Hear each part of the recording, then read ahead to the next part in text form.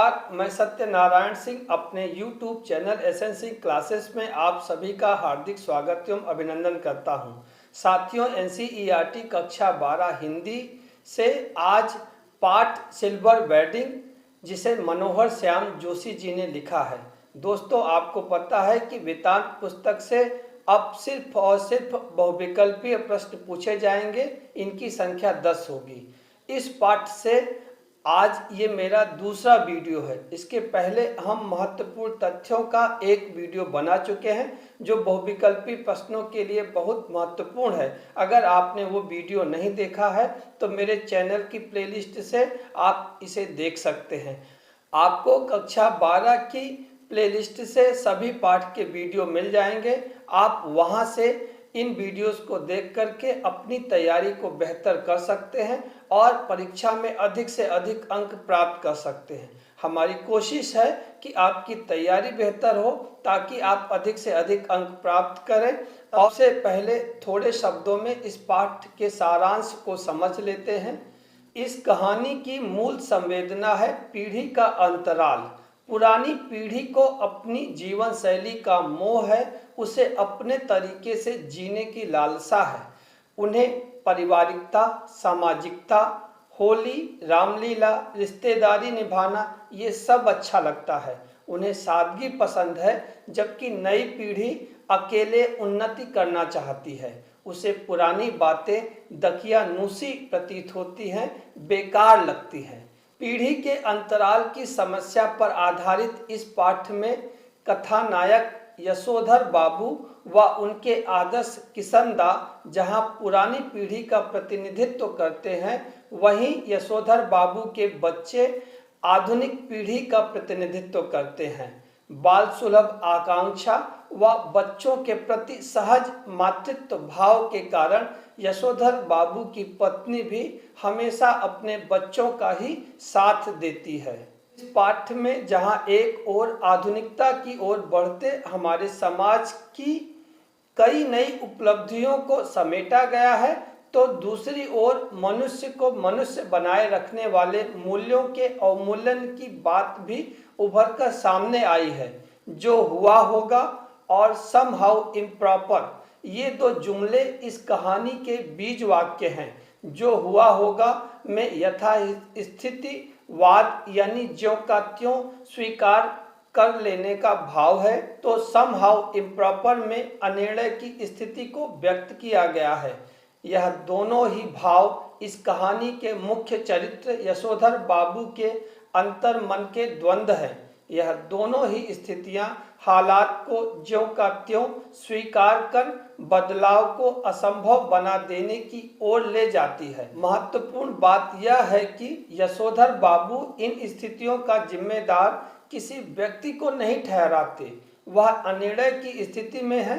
यशोधर बाबू जहां बच्चों की तरक्की से खुश होते हैं, वहीं समहाउ इम्प्रॉपर यह भी अनुभव करते हैं कि वह खुशहाली भी कैसी जो अपनों में परायापन पैदा कर दे।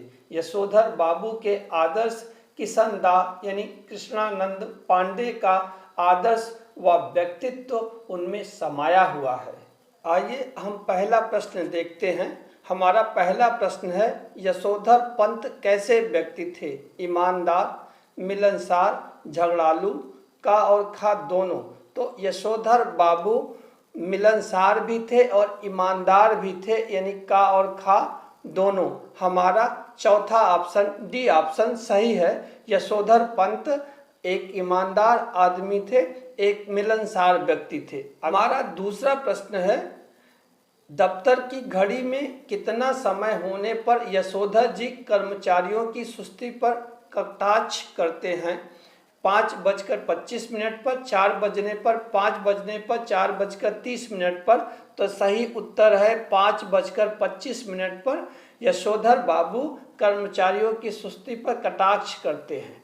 तीसरा प्रश्न है, आप लोगों की देखा देखी सेक्शन की घड़ी भी सुस्त हो गई है। ये शब्द किसके द्वारा कहा गया? भूषण द्वारा, किशनदा द्वारा, यशोधर बाबू द्वारा? उपरोक्त में से कोई नहीं, तो ये शब्द कहे गए यशोधर बाबू द्वारा। आप लोगों की देखा देखी सेक्शन की घड़ी भी सुस्त हो गई है। अगला प्रश्न है, यशोधर पंत की शादी को कितने साल हो गए? 10 साल, 15 साल, 20 साल, 25 साल। तो यशोधर बाबू की शादी को 25 साल हो गए। तो सही ऑप्शन है 25 साल। यशोधर पंत की शादी को 25 साल हो गए। अगला प्रश्न है, यशोधर पंत मूलतः कहाँ के रहने वाले हैं? अल्मोड़ा के, झारखंड के, हिसार के, दिल्ली के। तो यशोधर पंत मूलतः अल्मोड़ा के रहने वाले हैं। तो ध्यान रखिएगा, अल्मोड़ा के रहने वाले हैं यशोधर पंत जी, जो अभी उत्तराखंड में है। अगला प्रश्न है, मैट्रिक करने के बाद यशोधर पंत कहाँ चले गए थे? आगरा, दिल्ली, पंजाब, लखनऊ। तो मैट्रिक करने के बाद यशोधर पंत दिल्ली चले गए थे। सही ऑप्शन है दिल्ली। मैट्रिक करने के बाद यशोधर पंत किशनदा के पास दिल्ली चले गए थे। अगला प्रश्न है, दिल्ली में यशोधर ने किसके घर पर शरण ली थी? किशनदा के, कृष्ण कुमार के, श्यामलाल के, राम कुमार के। तो अभी भी हमने बताया कि यशोधर बाबू ने दिल्ली में किशनदा के घर पर शरण ली थी। अगला प्रश्न देखते हैं, यशोधर किशनदा के यहाँ क्या बनकर रहे? चौकीदार, माली, रसोइया, धोबी।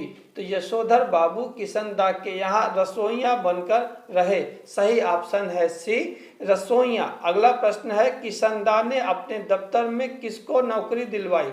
यशोधर को, भूषण को, यशपाल को, उपरोक्त में से कोई नहीं। तो आपको पता है कि किशनदा ने अपने दफ्तर में यशोधर बाबू को नौकरी दिलवाई। अगला प्रश्न है, दफ्तर से आते समय यशोधर बाबू प्रतिदिन कहाँ जाते थे? पार्क, श्याम मंदिर, बिरला मंदिर, विद्यालय। तो दफ्तर से आते समय यशोधर बाबू प्रतिदिन बिरला मंदिर जाते थे। तो हमारा सही ऑप्शन है सी, बिरला मंदिर। अगला प्रश्न है, यशोधर बाबू कैसे व्यक्ति थे? मर्यादित, संस्कार प्रिय, बुरे, का और खा दोनों। तो हमारा सही ऑप्शन है डी, का और खा दोनों।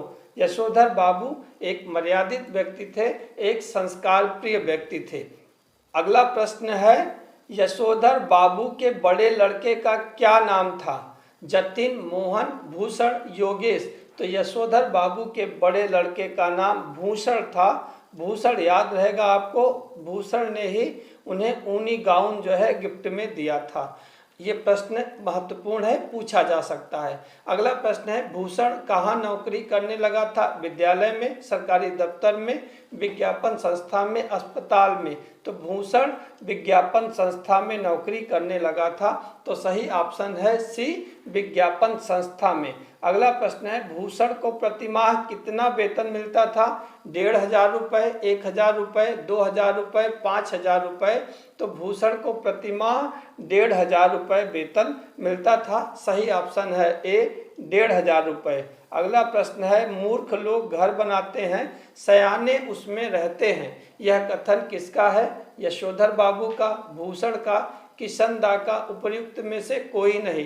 तो यह कथन किशनदा का है कि मूर्ख लोग घर बनाते हैं, सयाने उसमें रहते हैं। हमारा अगला प्रश्न है, यशोधर बाबू के अनुसार कैसी विचारधारा संस्कारों और मर्यादाओं को समाप्त कर देती है? परंपरागत विचारधारा, पाश्चात्य विचारधारा, आधुनिक विचारधारा, उपरोक्त में से कोई नहीं। तो यशोधर बाबू के अनुसार जो आधुनिक विचारधारा है, यानी हमारा ऑप्शन सी, ये संस्कारों और मर्यादाओं को समाप्त कर देती है। तो सही ऑप्शन है सी, आधुनिक विचारधारा। अगला प्रश्न है, हम लोगों के यहाँ सिल्वर वेडिंग कब से होने लगी? यह कथन किसके द्वारा कहा गया है? किशनदा के द्वारा, भूषण के द्वारा, मोहन के द्वारा, यशोधर बाबू के द्वारा।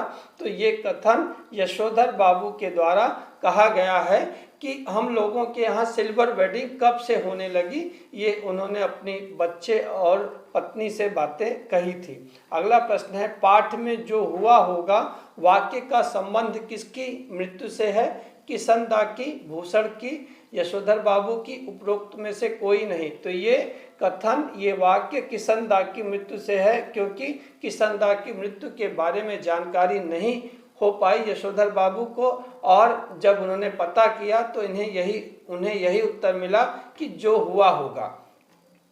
अगला प्रश्न है, यशोधर बाबू के जीवन में कौन सी 3 बातें महत्वपूर्ण हैं? माता पिता के संस्कार, गुरुजनों की शिक्षा, साहित्य के साथ जुड़ाव, उपर्युक्त सभी। तो यशोधर बाबू के जीवन में ये तीनों बातें महत्वपूर्ण हैं, यानी माता पिता के संस्कार भी, गुरुजनों की शिक्षा भी, साहित्य के साथ जुड़ाव भी, ये तीनों बातें महत्वपूर्ण है। अगला प्रश्न है, तुम्हारी ये बाबा आदम के ज़माने की बातें मेरे बच्चे नहीं मानते, तो इसमें उनका कोई कसूर नहीं, ये कथन किसका है? यशोधर बाबू का, भूषण का, किशनदा का, यशोधर बाबू की पत्नी का? तो ये कथन है यशोधर बाबू की पत्नी का। उन्होंने यशोधर बाबू से कहा था कि तुम्हारी ये बाबा आदम के ज़माने की बातें मेरे बच्चे नहीं मानते, तो इसमें उनका कोई कसूर नहीं है। अगला प्रश्न है, यशोधर बाबू अपने जीजा जी का हाल चाल पूछने के लिए कहाँ जाना चाहते थे? अहमदाबाद, हैदराबाद, बनारस, इलाहाबाद? तो यशोधर बाबू अपने जीजा जी का हाल चाल पूछने के लिए अहमदाबाद जाना चाहते थे। अगला प्रश्न है, यशोधर बाबू ने अपने विवाह में कोऑपरेटिव बैंक से कितने रुपए का कर्जा लिया था? 2 से 4 हजार रुपए का, 5,000 रुपए का, 7,000 रुपए का, 10,000 रुपए का? तो यशोधर बाबू ने अपने विवाह में कोऑपरेटिव बैंक से 2 से 4,000 रुपए का कर्ज लिया था। अगला प्रश्न है, यशोधर बाबू को उनके बच्चे सिल्वर वेडिंग पर क्या उपहार देते हैं? जूते, चश्मा, ऊनी ड्रेसिंग गाउन, पैंट कोट? तो यशोधर बाबू को उनके बच्चे भूषण ने ऊनी ड्रेसिंग गाउन जो है उपहार में दिया था, ताकि वो दूध लेने जाएं तो उन्हें ठंड ना लगे। अगला प्रश्न है, यशोधर बाबू का कौन सा व्यवहार उनकी पत्नी तथा बच्चों को बुरा लगता था? प्रभु का ध्यान लगाना, व्रत रखना, प्रतिदिन मंदिर जाना, उपरोक्त सभी।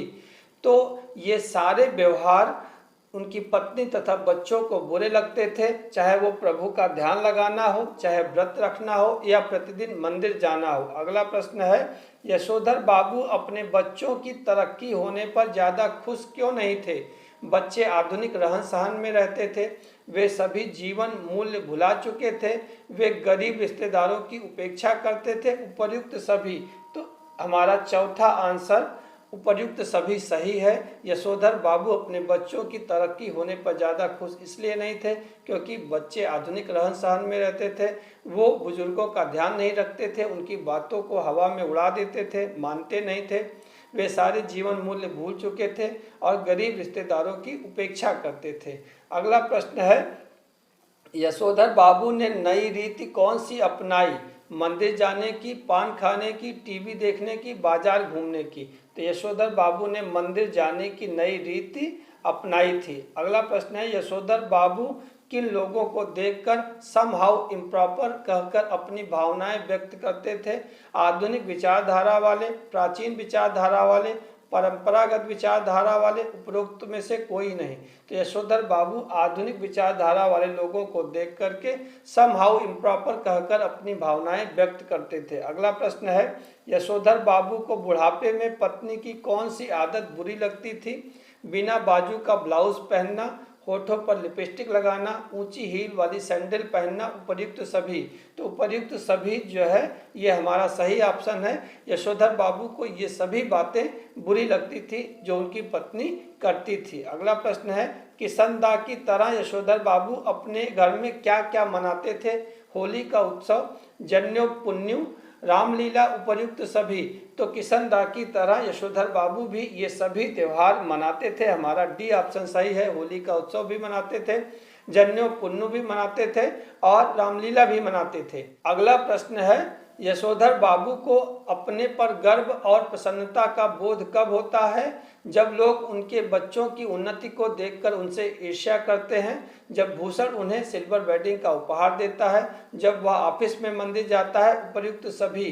तो सही ऑप्शन है जब लोग उनके बच्चों की उन्नति को देखकर उनसे ईर्ष्या करते हैं, तो यशोधर बाबू को अपने पर गर्व और प्रसन्नता का बोध होता है। तो दोस्तों, ये मेरी कोशिश थी कुछ बहुविकल्पी प्रश्नों से आपको परिचित कराने की। आपसे ये गुजारिश है कि पहला वाला वीडियो जो तथ्यात्मक है, वन लाइनर है, उसे आप जरूर देखें।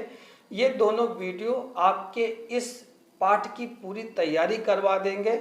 अपना और अपनों का ख्याल रखिए। अगर अभी तक वीडियो को लाइक नहीं किया है तो कर लीजिए, दोस्तों में शेयर कर दीजिए। और हाँ, चैनल सब्सक्राइब नहीं किया है तो वो भी कर लीजिए, ताकि इस तरह के वीडियो के नोटिफिकेशन आपको समय समय पर मिलते रहें। मिलते हैं अगले वीडियो में, तब तक के लिए नमस्कार।